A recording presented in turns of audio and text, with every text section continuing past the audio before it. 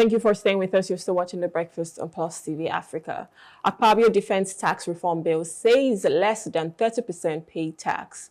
The Senate President Godswill Akpabio has defended President Bola Tinubu's tax reform bills, stating they are crucial for Nigeria's economic future. Speaking at the Senate Committee on Finance public hearing, he urged critics to read the bills, emphasizing that less than 30% of Nigerians pay taxes, despite widespread demand for government services. Key stakeholders, including Finance Minister Wale Edun and FIRS Chairman Zach Adedeji, largely supported the bills. The Nigerian Governors Forum, NGF, initially opposed, later backed them, proposing a revised VAT sharing formula of 50% equality, 30% derivation, and 20% population, while advocating VAT exemptions for essential goods.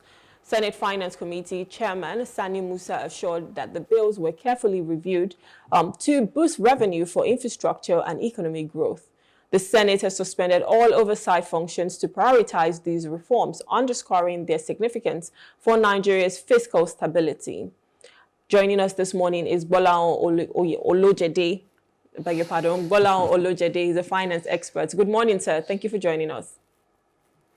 Yeah, good morning. Nice to be here. Good morning. Always a pleasure having you. All right, so we're talking about, the bills, the tax reform bills. And in fact, it's everywhere on the papers this morning because, of course, the Senate President has been speaking about it and is saying that it is crucial for economic growth. He was saying that we want economic growth. But I want to get your own thoughts on this because one thing that people have said is that we have so many taxes. In fact, there's double taxation, triple taxation, whatever you want to call it in Nigeria.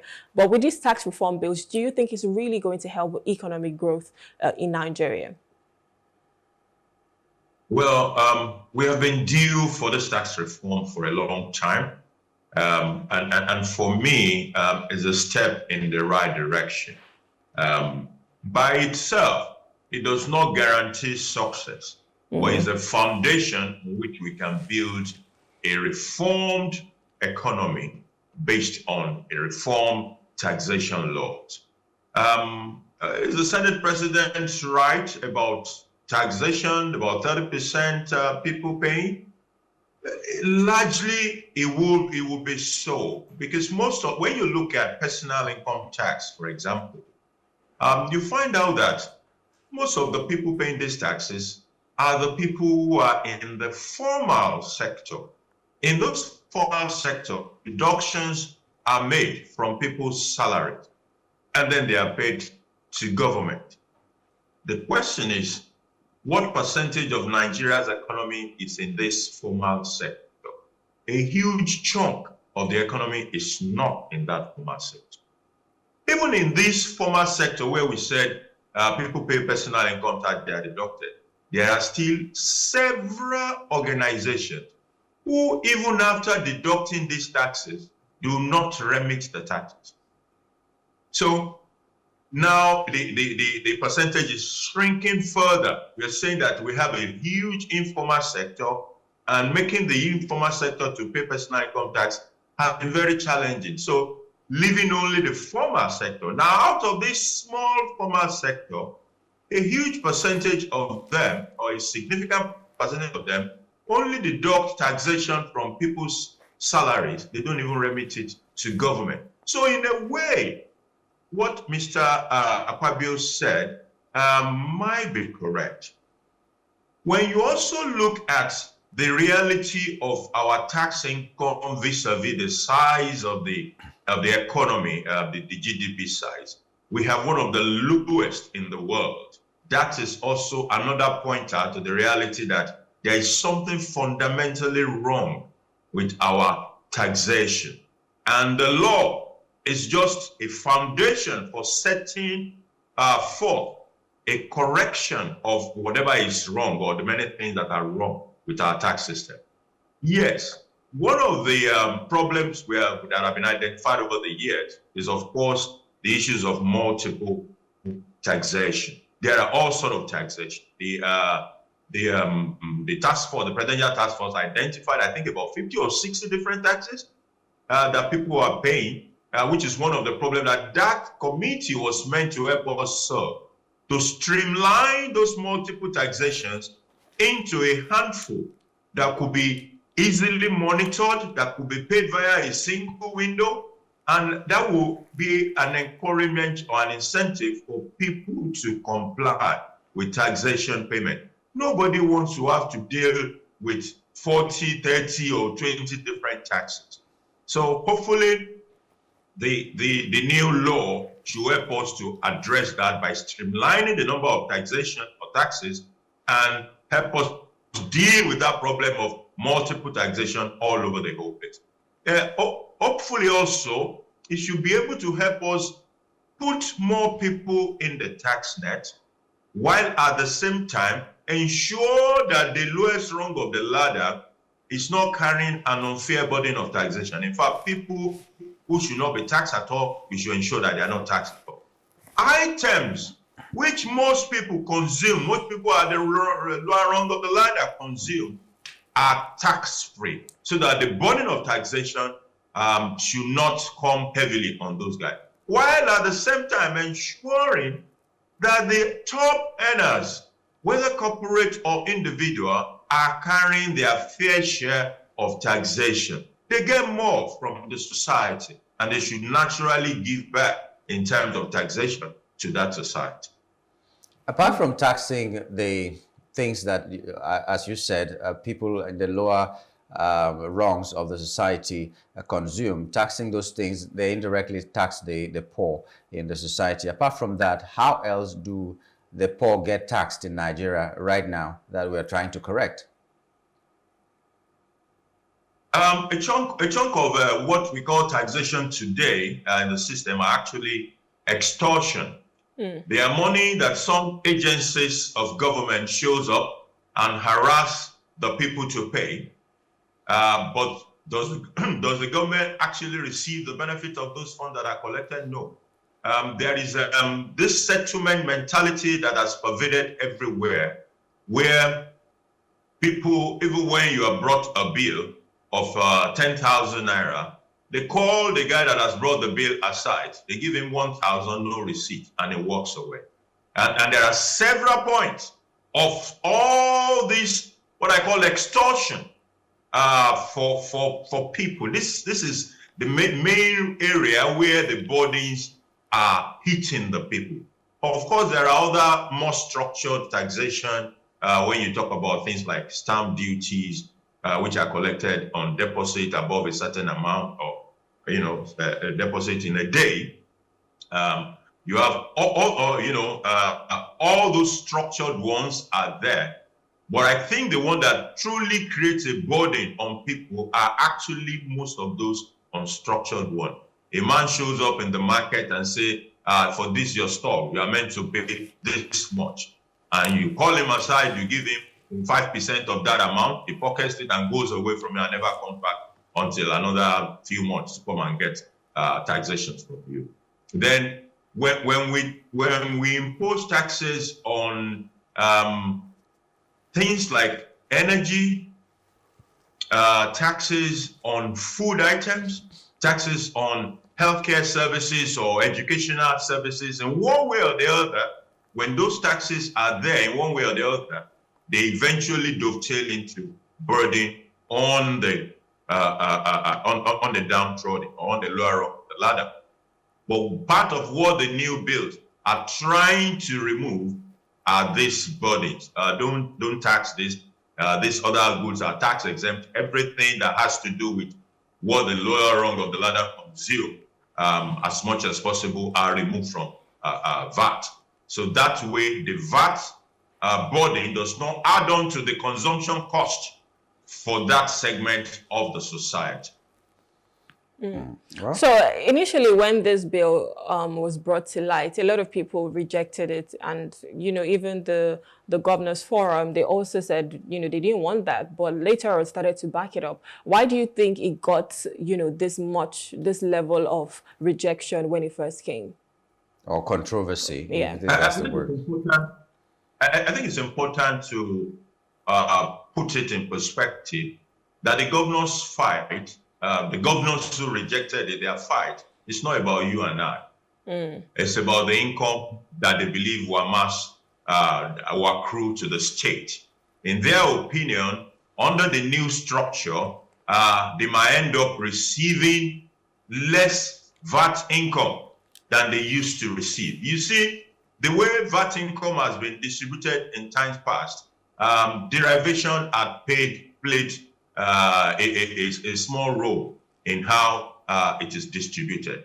So what the new law initially sought to do was to say, look, in those states where all these consumptions are happening, then they should get more of the income from that consumption, VAT, the consumption tax. So a Lagos state, for example, that is huge with consumption, should also get a correspondingly, should be compensated under the derivation part for being that state where all this consumption is happening. The same should go for all the other states. But there are a lot of governors who had a big concern that when you do this derivation thing, maybe a lot of consumption is not going on in their own state. So the amount that will accrue to them under the derivation will become smaller. So they panicked and rejected it. That was what the governors were rejecting, not necessarily about how those tax bills will affect the lower rung of the ladder. But how is that fair? I thought the tax bills were supposed to bring fairness as well into the tax system. How is it fair that, for instance, you go to Kano, everything alcohol is destroyed, and then they want to get the tax from Lagos State that does the consumption of the alcohol? It's just, I just wonder, because that is what has led us to this point where they're still calling that bill a controversial bill because of those kinds of arguments. And if that is removed, that element is removed, what is left in this reform? Well, there are still a lot that is left in the reform. And in fact, that is the argument for saying we shouldn't throw the baby away with the bathwater. There is a whole lot of reform in that system that if we allow the protest from the governors to destroy the works, it will indeed be a great loss for the country. I believe that the fears of the governors over time can be allayed. Now, if we decide not to go by the derivation as initially proposed, and we go the way the governors want it, over time we can continue to present to these governors what will have been the income that will have accrued to them if we had computed it with the derivation. And some of them might be surprised that their fare is not genuine by the time they see the numbers. Because I can assure you that for some of them, their numbers are not genuine. Now, we can also still come back and renegotiate this derivation part of the law, of the bill, as it were. When there is more engagement and people can see more clearly about what we are talking about, especially the governors who are protesting. Now they can have their consultant sit with the tax people, they can do a better analysis rather than the knee-jerk reaction that we saw before, and they can begin to see that it is not really harmful the way they have perceived. Number two is to say, look, for these governors, if I'm a governor, I should be asking myself, what do I really need to do to drive consumption in my own environment, or to drive VAT income in my own environment such that I can get more without having to smuggle myself under some protection of what is happening in other states. Because fundamentally, this has been part of the problem that we have as a country, in which a lot of states are burdened fair share of contribution. They are not bringing it to the center. It has been historically one of our problems. Whether it is oil revenue you are looking at, let me call it the natural resource revenue. It now appears as if oil is the only natural resource that we have in this country, but it is not. So we must be asking ourselves, what are we doing about all the other natural resources that reside in all the places? Yeah. So the same thing applies to taxation. Where are the taxes, whether it is corporate income tax, it is VAT, or capital gain tax, whatever form of tax, where are they being primarily generated? So if they are generated in, the bulk of them from 5 or 6 locations, and all the other people, what they do is come to the center every month and share money that they did not work for. It is a cause for concern, and it should be a challenge to the governors to look at their own environment and ask themselves, what if I'm a country, if my state is a country, and I do not have an Abuja to go and collect share of money that I did not work for? What will I do to be self-sufficient as a country if this state were to be a country? Those are the kind of questions that I hope at some point we will get our governors to start asking. It's not even money they did not work for. It's in some cases money that they rejected and destroyed in their own states, and when it comes from another state, they collect it, and it's not fair. It has been happening, like you mentioned, in the oil sector, where the Niger Delta, which is the primary provider of this oil, looks the way it looks. Until now, there's a problem even in Ogoni land, when the federal government tried to go back to explore the oil. That's such an interesting way to even look at it, because at the end of the day, what you would expect is development of every state and even in revenue generation. So how about I bring, I do whatever is necessary in my state to generate revenue. I bring it to the center. You do that, you bring it to the center. That way we have surplus, we have a lot more. But if we're just looking at maybe a city like, a state like Lagos State, maybe Port Harcourt, maybe Kaduna, a few states, then that means we're not even having enough. And then we have to still share it everywhere. But my own concern here is affordability for the citizens, especially if we're talking about VAT right now. I know it's a way to generate revenue, but if you look at a state like Lagos State, you would, when you go out, for instance, I go to dine somewhere, I have to pay VAT. Most times it annoys me though, because they never put it on the menu.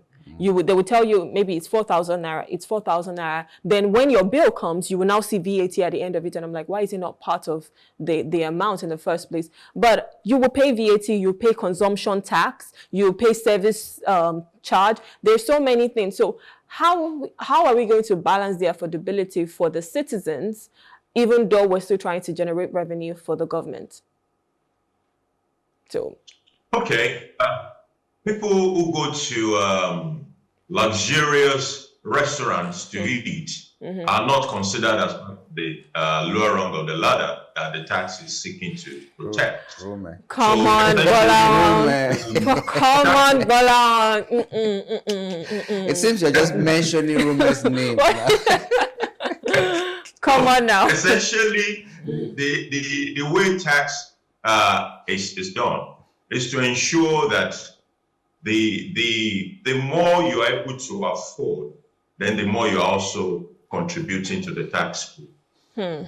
So someone who is able to afford a 10,000 meal is going to carry a higher burden than the other person who goes to Mama Put under the bridge. So you're telling me now that I shouldn't go to the high-end restaurants. I should be looking for Mama Put so that I can reduce the taxes I'll be paying. That's what you're saying. No, that's not what I'm saying. I'm only explaining. Okay, that's what the government is saying. That means they require more from me. How taxation sees it. Taxation sees it that way, which is why taxation will go ahead and say, I exempt food items. So anybody who goes to Mile 12 to go and buy food, or Yaba to go and buy food, you are not going to pay any tax. Just buy it off and go away. And but by the time you have to go to some places where they know that, the bill that you get out of that place is fairly fat, what that says to the taxman is that you have an income that is also fat. Therefore, let me take a little bit out of that your income. That is essentially what it is. But what you said about people not telling you that you are supposed to pay tax, I think that is wrong. You're supposed to know, and it should be told. In fact, there's nothing. It should be even stated on the menu as far as I'm concerned. Yes. When you scan your menu, it should show the price, and it should tell you at the bottom somewhere that these taxes are applicable. So that way you already know that it is not just going to be the face value. Anyway, it's a journey, and we will continue to improve it as we go ahead. You see, one of the biggest problems we have had in this country about taxation is that the biggest earners have not been carrying their fair share of that burden. My favorite example always include a comparison with an American society, where the last time that I checked, the top 1% earner contributes about 40%, that's 9 point something percent of the personal income tax in that society. So that society, of course, did not get there in one day. But over the years, it has been able to say, look, these people, you earn this much. You should carry this fair burden. As a matter of fact, you even get tax refund if you are the lower rung of the ladder in the US. By the time you file your tax return, I think it's done around April, I can't remember now. When you do your tax return, you get a refund if you have been overtaxed on the past. And the refund is cash. Well, there is refund opportunity in Nigeria too. Just that there is no cash refund that are going to be given in Nigeria. As a matter of fact, a lot of people don't even file a return. A lot of people don't also even pay taxes. That is a reality. But we need to get to that position where even when people at the lower rung of the ladder have been wrongly overtaxed, they can get a refund in the following year when they file their tax return. That happens in modern society that have been able to have a strong and working tax. Okay, Mr. Gbolahan, just a moment. Are you with us? I'm here. Okay, now we're running out of time, and I'd like to really ask you this.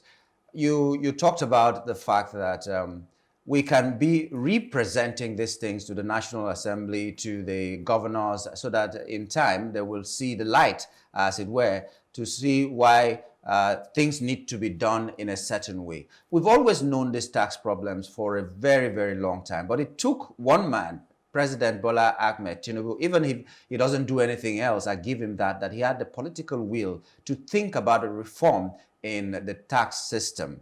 Now, we may not have Bola Tinubu all the time at the rungs of at the hem of affairs. What do we need to do now to make sure that this thing can be a continuous discussion with the powers that be, even after the exit of Bola Ahmed Tinubu? Sustainability. Yes. That's a very, very important question to have asked.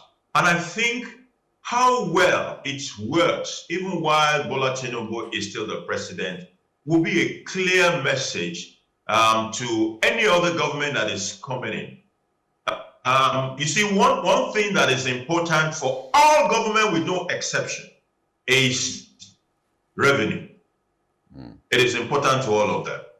And at the same time, they also don't want a situation in which they have a heated economy, in which manufacturers are protesting, individual earners are protesting, everybody is protesting about the tax burden. So it's a very delicate balance that is of interest to any government whatsoever. So in the season, in the 2 years, or how many more years? It's 2025, 2027. In the 2 years of that law, if we're able to establish that it is working and it is producing better results for the society, it will not be difficult for it to be sustainable and even further improved upon. Where there will be a problem is if it doesn't work as we have been told it should. Well, I mean, how do you think we can get more people to pay right now? Because the Senate President Akpabio has already said that only about 30% currently pay taxes. So how do we make sure that everybody is on board and we see this as a good thing that would just, help the economy? Well, some of the data that is required to get that sorted are already available within our system.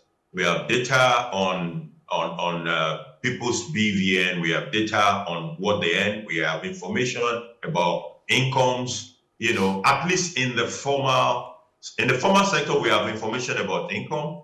But we can also get some information about income from the banking system, from the financial system. So we can begin to bring more people into that tax net.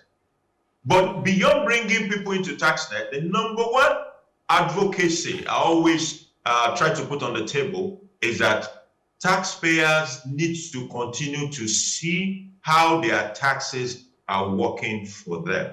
So what the government put taxes to bring benefits to the payers, to the taxpayers, are at the heart of the contract of taxation. And as long as people continue to see that and see more and more of it, they are more relaxed about issues of taxation because they can see that their taxes are bringing more benefits to them. Once we have that, other things, including bringing more people into tax net, even where you have the need to raise tax rate, they are less difficult to do because people can see the result of their taxation.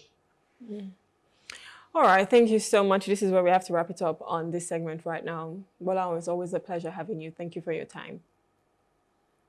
Thanks for having me. Have a wonderful day. Have a wonderful day. All right, so speaking with Gbolahan Olojede, he's a finance expert, and we've just been looking at the fact that Akpabio defends the tax reform bills and says less than 30% currently pay tax in Nigeria. And of course, they're looking for how to bring more people into the tax bracket. We'll go on a short break now. When we return, we'll be discussing our second hot topic that talks about stakeholders demanding government loans, TED fund for private universities. Please stay with us.